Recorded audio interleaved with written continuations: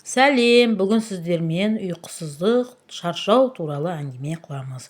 Ұйқысыздық бұл адамның ұйықтау алмауы, ұйқысының таяз, үздіксіз болуы, немесе тым ерте ояну жағдайы. Ұйқысыздықтың себептері стресс пен алаңдаушылық, күйзеліс, немесе депрессия, ұялы телефон, ноутбук экранына ұзақ қарау.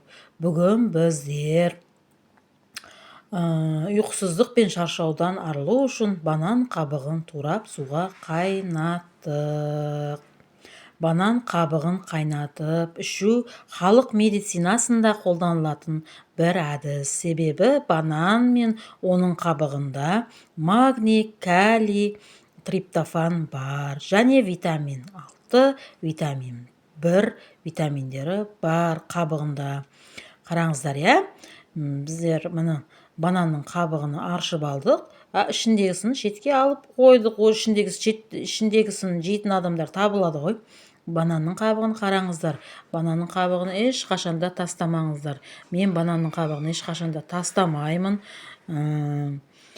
Көбінесе қарайып қалады ғой, сол қарайып қалған банандарды мен обязательно гүлдеріме дайындап, кәдімгі 3 литрлікке дайындап, су құямын, тура осылай тұнбасын беремін.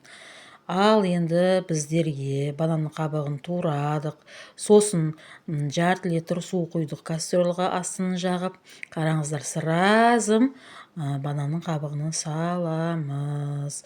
Сосын мен сіздерге айтайыншы, бананның қабығыны сразым қайнап шыққаннан кейін өшірмейміз, 5-10 минут қайнатамыз.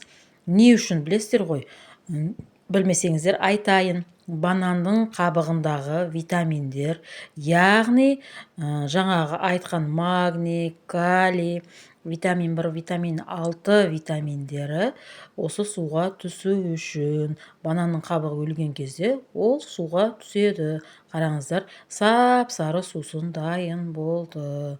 Бұның дәмі де өте керемет болады. Бұған жарты қасық бал саламыз. Сосын 5-10 минутқа дымдап қоямыз. Ыстықтай ішпеңіздер, ешқашан болмайды. Ішіндегі балы да кәдімгідей еріп әдемі болады. Мен бұны қызыма беріп жатырмын. Ал қызым ас болсын.